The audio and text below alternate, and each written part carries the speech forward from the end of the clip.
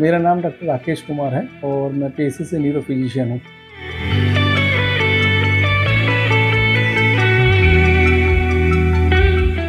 हर कोई चाहता है कि वो हेल्दी रहे, लेकिन दुष्ट बीमारियां पीछा छोड़ने का नाम ही नहीं लेती। एक बार डॉक्टर के पास गए नहीं कि खर्चे की लंबी लिस्ट तैयार। लेकिन गाजियाबाद के senior neuro physician doctor Rakesh Kumar अलग हैं। वो मोटी कमाई पर फोकस नहीं करते, बल्कि वो तो लोगों का मुफ्त में इलाज कर रहे हैं। इसी वजह से इन डॉक्टर को कुछ लोग न्यूरो का हीरो कहते हैं। मध्यम क्लास फैमिली से अटैच हूँ, तो मुझे पता है कि जो इलाज कराना बहुत ही महंगा होता है। तो मेरा हमेशा ये प्रयत्न रहता है कि मरीज को सबसे सस्ती और अच्छी मेडिकल सुविधा मिले। तो मैंने कभी भी अपना यही कोशिश करा है कि मरीज को जितना हो सके उसको फिजिकली या मेंटली सपोर्ट करा जाए। डॉक्टर राकेश अपने बैच में हिंदी मीडियम से मेडिकल एंट्रेंस देने वाले पहले स्टूडेंट हैं। उन्हें इलाज करते हुए 25 साल हो गए हैं। उन्होंने MBBS की पढ़ाई मेरिट मेडिकल कॉलेज से 1999 में पूरी की।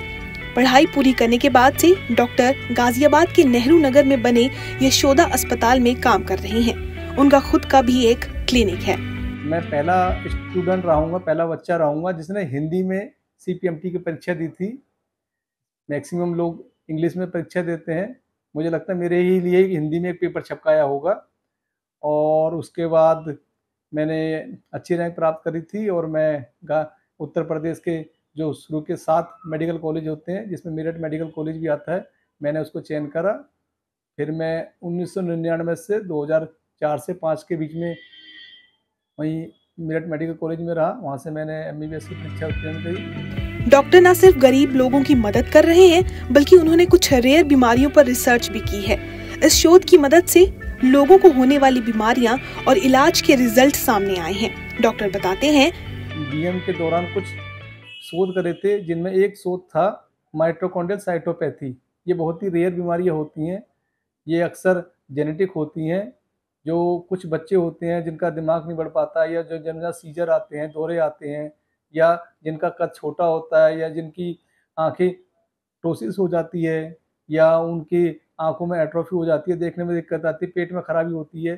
तो उनको अगर हम जेनेटिक लेवल पर सोचें तो उनका जो हमारा जो सेल्स है वो माइटोकॉन्ड्रिया से बना होता है। तो अगर उस माइटोकॉन्ड्रिया में डिफेक्ट आ जाए तो ये प्रॉब्लम हो सकती है। तो अगर हम माइटोकॉन्ड्रिया पर ही फोकस करें तो इस बीमारी को ठीक किया जा सकता है। तो मैंने माइटोकॉन्ड्रिया के ऊपर बहुत शोध करा और उसके बाद मेरे कुछ पेपर भी पब्लिश हुए हैं। डॉक्टर राकेश चाहे तो हजारों की फीस लोगों से ले सकते हैं, लेकिन गरीबों की जरूरत को समझते हुए वो मदद का हाथ आगे बढ़ा रहे हैं। वो दूसरे डॉक्टरों के मुकाबले बहुत कम फीस लेते हैं। इस बारे में बताते हुए उन्होंने कहा, मेरी जो फीस है, मुझे लगता है कि इससे सस्ती फीस पूरे गाजियाबाद, पूरे NCR या पूरे इंडिया में नहीं होगी, और मुझे ये फीस अपने ज़्यादा बढ़ानी भी नहीं है।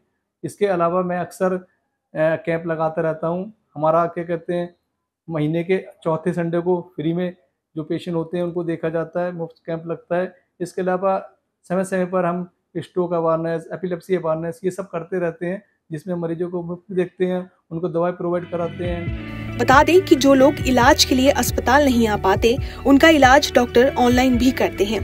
आइए डॉक्टर साहब के मरीजों से सुनते हैं।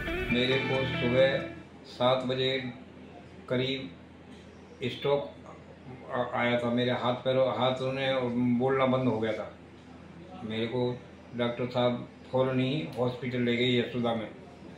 यशोदा हॉस्पिटल ले जाके एक इंजेक्शन लगाया इमरजेंसी में ही, बिना CT स्कैन कराए और बिना MRI कराए पहले ही लगा दिया इंजेक्शन। तो मैं नॉर्मल हो गया। तो ये थी एक ऐसी डॉक्टर की स्टोरी जो डॉक्टर नहीं, परिवार का सदस्य बनकर इलाज करते हैं। उनका प्रयास गरीबों के इलाज में अहम योगदान दे रहा है।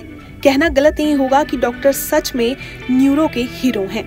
गाजियाबाद से विशाल झा की रिपोर्ट।